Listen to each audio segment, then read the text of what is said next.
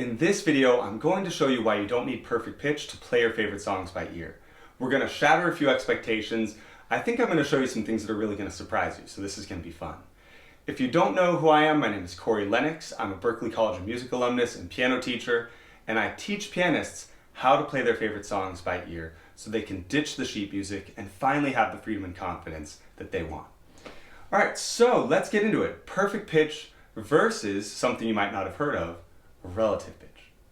Okay, so perfect pitch refers to the ability of just being able to hear any note in any context, like say a bus screeching, or say like an alarm or something, and just knowing, that's an F sharp, or yes, that's an A, right? So that is perfect pitch. And a very, very small percentage of the population has that ability. Now, on the other hand, relative pitch is something that everybody has. Yes, even you, I'm going to prove it to you. And this is the ability to hear the relationships between the notes. So let me prove to you that you already have this. And by the way, if you have relative pitch, you can play by ear.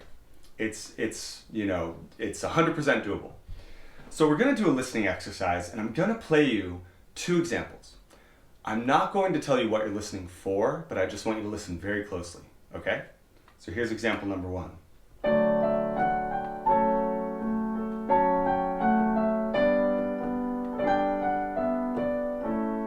Okay, that's the first example. Now listen to example number two.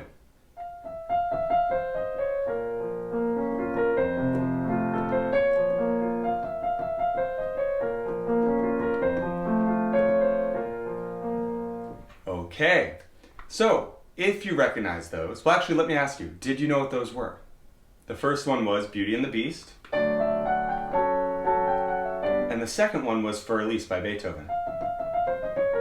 Now, if you recognized what those were, congratulations, because they were both wrong.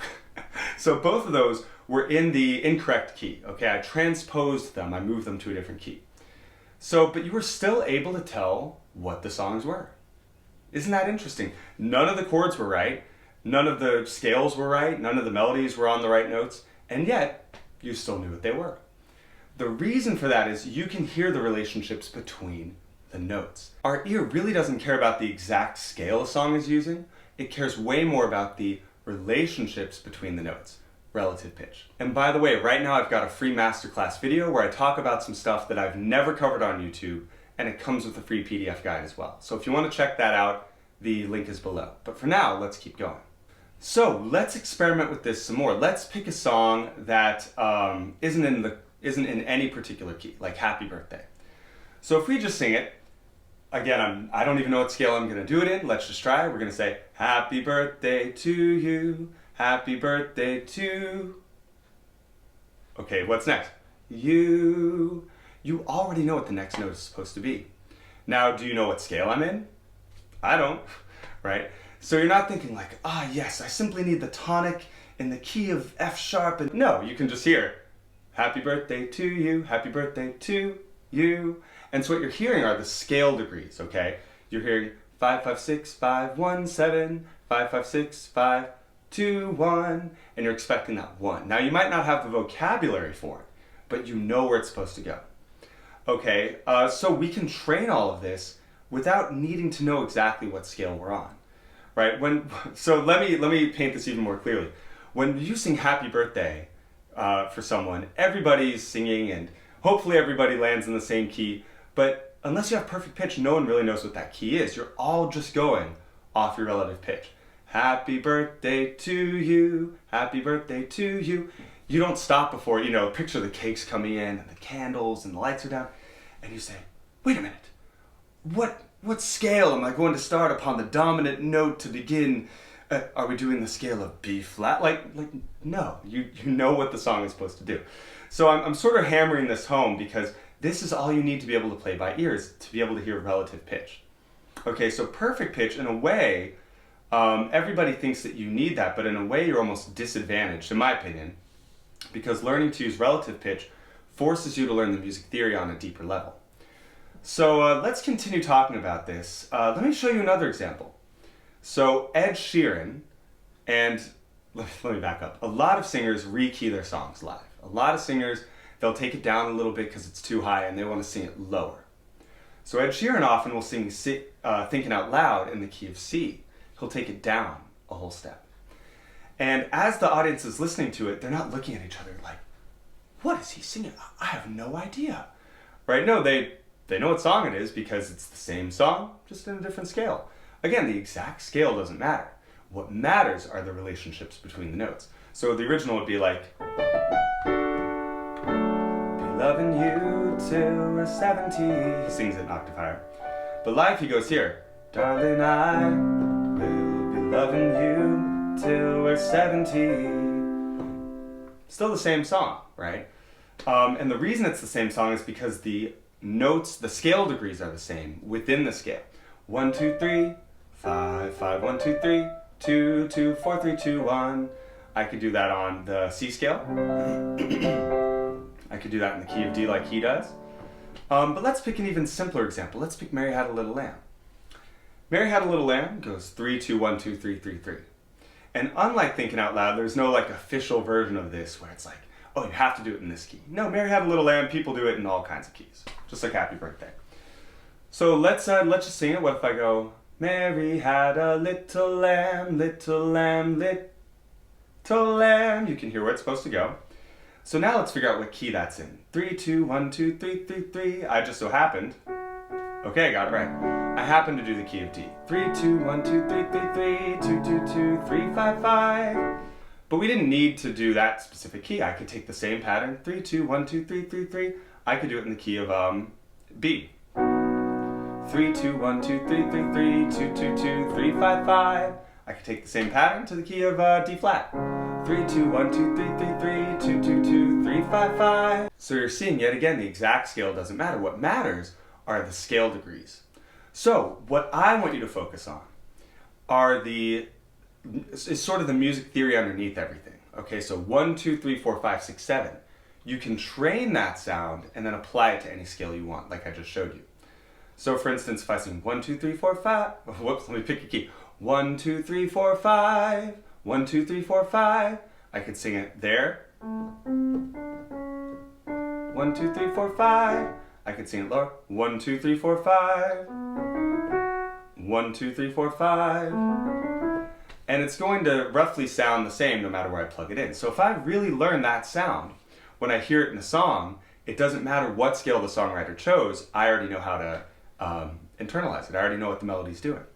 In the same way with the chords, when you learn the sound of the 1 chord, the sound of the 6 chord, the sound of the 4 chord, that applies in any key. So let me give you an example of that. The 1 chord is the chord that makes a song sound like it's over, like it's resolved. Okay? So there's the 1 chord in the key of C. If I take it to the key of A flat, it's going to also sound resolved. Okay, what if I take it to the key of G? That 1 chord makes the song sound like it's over. And the reason I think this is an advantage over perfect pitch is because you're seeing, it's not about whether I'm playing a G chord or a D chord or an F sharp chord or whatever it is, because all those chords can sound different depending on the context that they're in.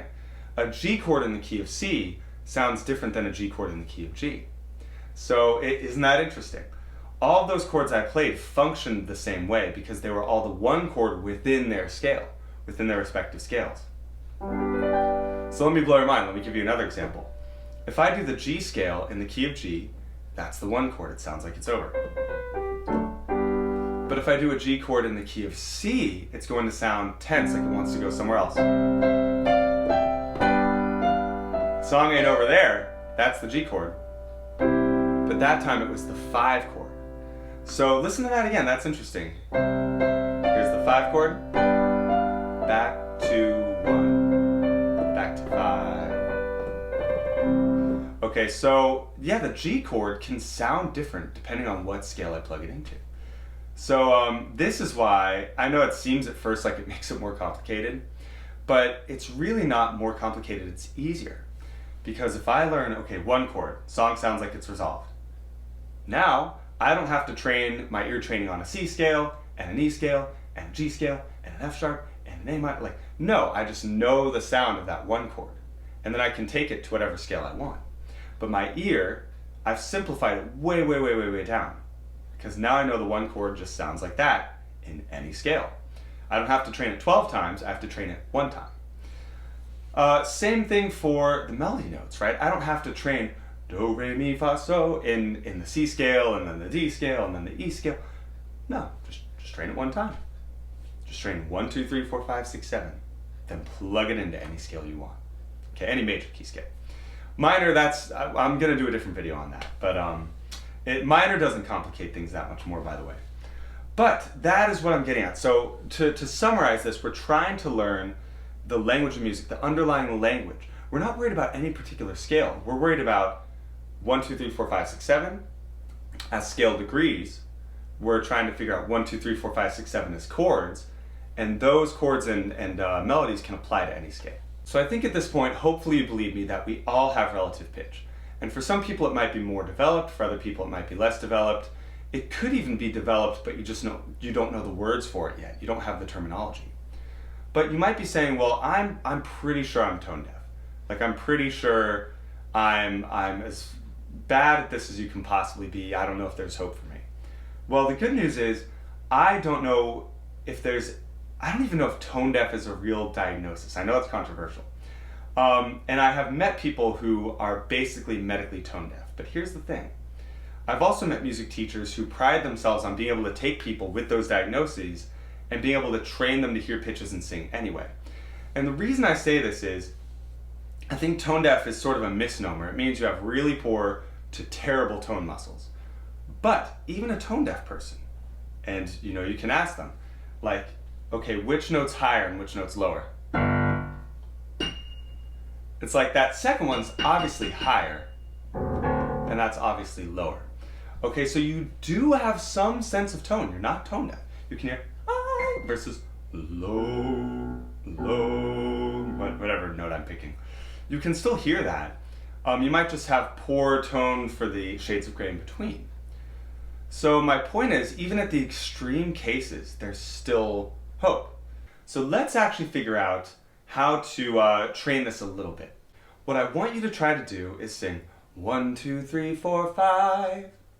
1, 2, 3, 4, 5. Doesn't matter what scale you're on. 1, 2, 3, 4, 5. Now try and sing 5, 4, 3, 2, 1. 5, 4, 3, 2, 1. I'll sing with you. So if you can do that, that is sort of like the very, very basic start of, can I train these scale degrees? And we're purposely doing it without reference to a scale, yet again. I don't need to know what key that's in. I need to know those relationships and what those sound like. Let's pick let's go higher. 1, 2, 3, 4, 5. 5, 4, 3, 2, 1. Now you try. 1, 2, 3, 4, 5. 5, 4, 3, 2, 1. You don't have to be a great singer. Again, I'm getting over being sick here.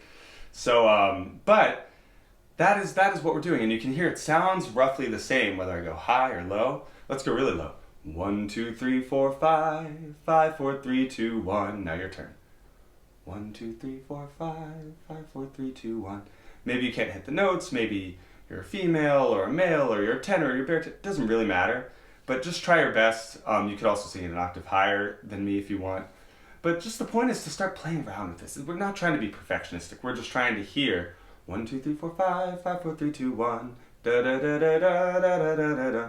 And if we can do that, maybe we can do 1, 2, 3, 4, 5, 6, 7, 1, 1, 7, 6, 5, 4, 3, 2, 1. And I want you to purposely try that without worrying about a scale on the piano. That's what makes this so big. So this is the master key to being able to play songs by ear, to replicate melodies, to find chord progressions. Because if I train those scale degrees that apply to every scale, then it doesn't matter what key a songwriter chooses, I can already hear those relationships. Okay, they're going to function the same no matter what key it's in. Alright, now if you want to go deeper, I do have a playing by ear course where I walk you through step by step how to transform from not being able to play by ear and feeling unconfident and doubtful and like it's awkward to being able to play your favorite songs just by listening. So if you want to check that out, the link is below. And right now I'm also offering private coaching, private lessons. I can't say I'm always going to do that, but for right now you can check that out below as well. Alright, so thanks for watching this video. If you enjoyed it, let me know if you have questions. Let me know what else you want me to talk about. And I will see you in the next video.